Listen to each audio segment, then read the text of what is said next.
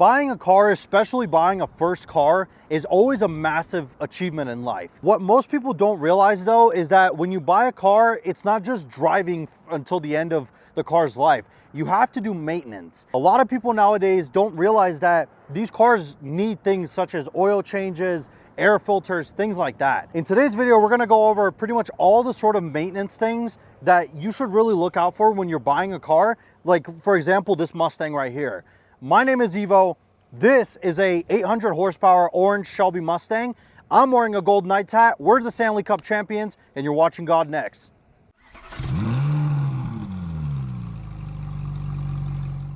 Now, the most common maintenance item that you're gonna end up running through when you buy a new car, and you will be told this by your salesman, is oil changes.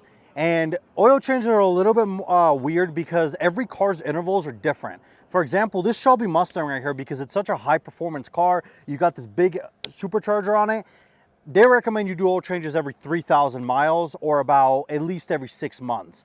Now, if you go out and you buy, let's say, a base model Ford Escape, your interval changes are going to be a little bit different. The warranty book is probably going to tell you to do it every 10,000 miles. It just depends on the kind of car you're driving.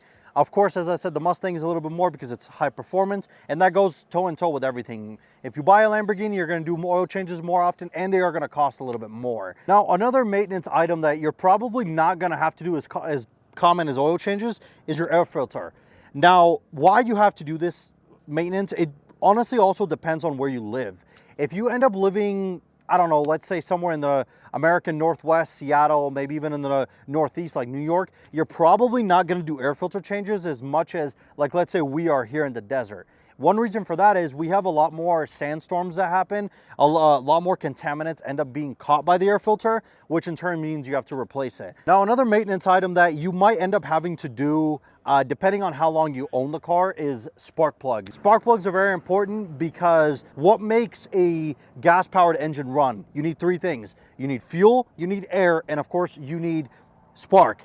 If the spark plugs are old, if they're rotted, if they're fouled out, they're not good, it's not gonna get good spark, it's not gonna be consistent, you're gonna get a misfire, the car's just gonna run like absolute crap. And spark plugs, I typically like to say probably 40, 50,000 miles, just depending on, again, the kind of engine you have. And that's actually gonna go toe in toe with the coolant on the vehicle. You have to make sure you use the right coolant for your vehicle, because if you are just like, oh, I have a coolant leak, so I'm just gonna keep putting water in it, not a good thing, because you guys gotta remember, coolant boils at a lot higher temperature than water does, and it's also called antifreeze for a reason. If you live in the Northeast, if you live somewhere where it gets really cold below freezing, and you have water in your, let's say, radiator, expansion tank, or even inside your engine block, that can freeze and potentially just absolutely destroy your engine. I would probably say it's a good idea to do a coolant flush, maybe every about 30 or 40,000 miles, just depending on how much you drive the car, how many miles, of course. And you want to make sure you use the approved coolant. The next thing that actually a lot of people end up overlooking, which is not a good thing because it's directly associated with your safety, is of course your brake fluid. Right now, if I open this cap and you guys look inside, as you can see, it's clear. I mean, brake fluid should be pretty clear. You shouldn't really see any kind of color to it.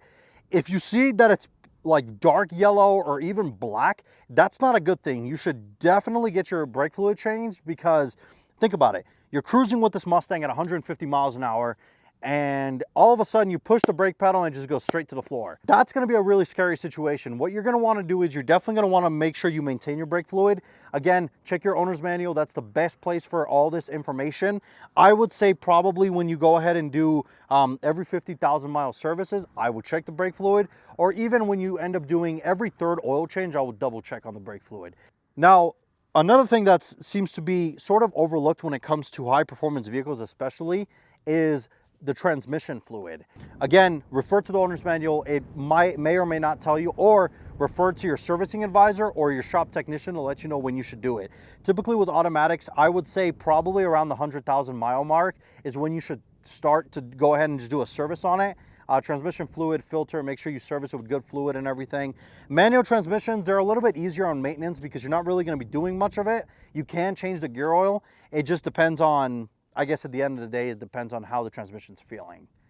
Maintenance is the biggest thing you can do to help your car out. make sure you do all the things we talked about today, because one day when your service advisor calls you and tells you that you owe them $10,000 for a brand new engine, you're probably gonna think back and you're gonna be like, man, that guy in the golden night hat standing next to that orange Mustang said I should do all this and I didn't listen. So make sure you listen, make sure you maintain your car as per factory specifications. And I hope you all have a great rest of your day. If you're interested in more content like this, make sure you check out our channel.